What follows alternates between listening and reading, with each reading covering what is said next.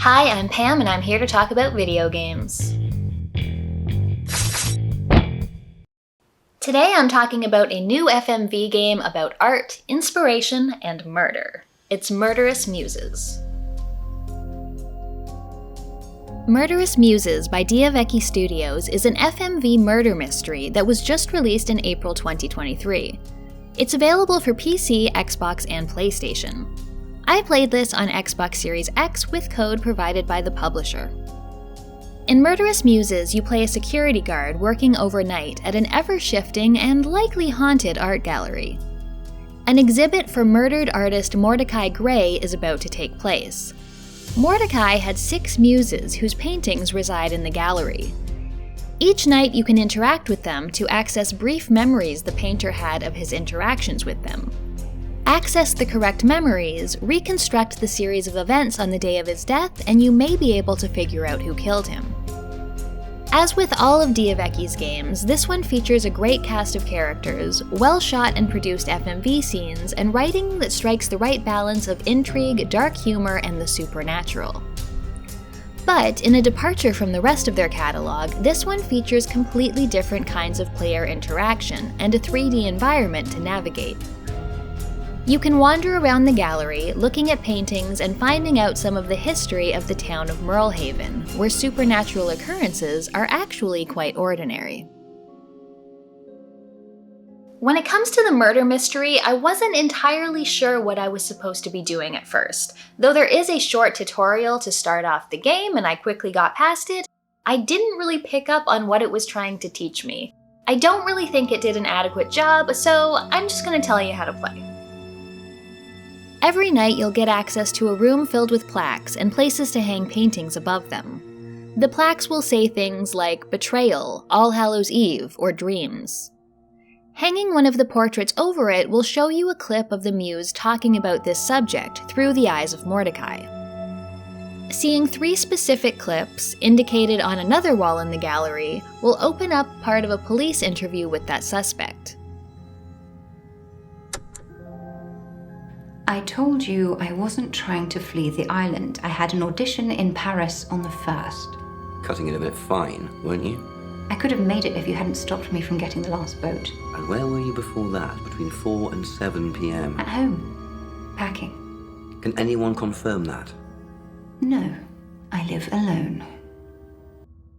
You'll have to take these statements and weigh them against the facts about the crime, communicated via an Unsolved Mysteries type show you can watch on a nearby TV. The game communicates this information fairly clearly. What's not so clear is that each portrait is charged with 6 orbs called Eyes of Mordecai at the start of the night. Watching a clip consumes one of them. If you run out of eyes, you won't be able to see any more from that portrait, though you can also remove eyes from one painting and donate them to another. The main issue I ended up having was that once watched, the plaques change. So you might have 3 different portraits you're supposed to see the blackmail clip for, but the blackmail prompt is nowhere to be found. This can be frustrating, causing me to watch a bunch of clips I didn't need in hopes of seeing the blackmail one show up again. That said, I did like the way information and clues are drip-fed to the player.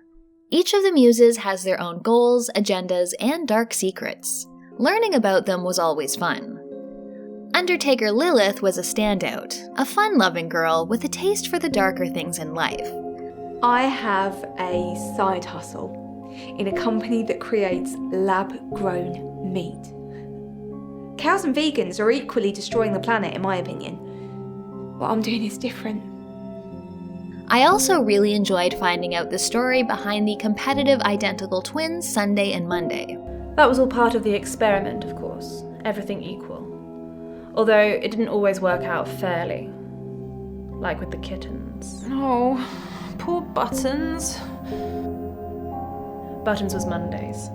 I was even more pretentious back then, so I named mine Orlando. Grey Persians. Mother and father said they were exactly like us. 2 peas from different pods. But Buttons was murdered.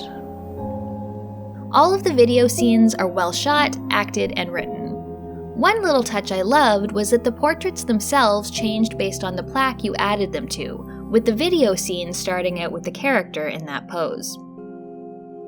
I also really like how the museum changes as you progress. New rooms will open up, new plaques will appear, and some familiar types of puzzles will give you access to extra scenes. The environment was constantly shifting around me in an unsettling and intriguing way.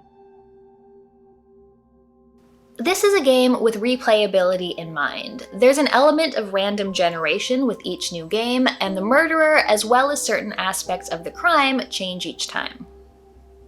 You really need to pay attention and use your powers of deduction to rule out suspects and figure out who committed the crime. A playthrough will take about 3 hours, and I did not find it at all easy to figure out the killer. After each game, you'll get access to statistics letting you know how well you did and how much of the content you uncovered. As you play more games, you'll see different episodes of the mystery show focusing on different aspects of the crime, and you'll need to see new series of clips in order to unlock the police interviews. While I applaud how cohesive things seem from game to game, I will always take a crafted, singular experience over many randomized ones. There is an issue of seeing a number of the same clips over and over between games. Though they can be skipped, it still seems like a waste. I appreciate that Diavecchi tried something different here, though each new aspect of it has its pros and cons. Being able to wander a changing 3D environment adds an extra bit of mystery and exploration. It gives the player more interaction than is common in these types of games. But there's also a big discrepancy in the quality of the filmed clips and the rendered gallery, which is visually not that impressive. Also, note to any dev out there, if you give the player control over movement and camera, you also need to let them invert the Y-axis and offer control options. These are missing. The randomness of the game means you'll be able to play it many times and be challenged over and over, but it also means you'll be seeing repeat content frequently in the search for new clips. At the lighthouse, people have been seeing silhouettes. Grotesque silhouettes.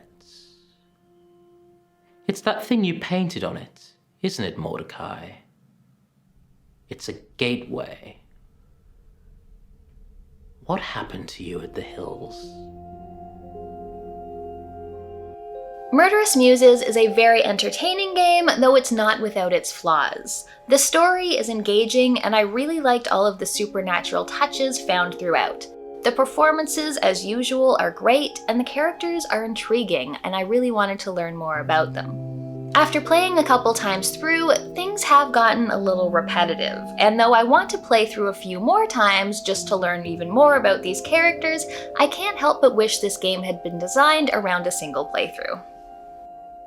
If you want to see more, check out my review of Dark Nights with Poe and Monroe, or another of my videos. I have a Patreon if you want to support the channel. Thanks for watching, and I'll see you next time.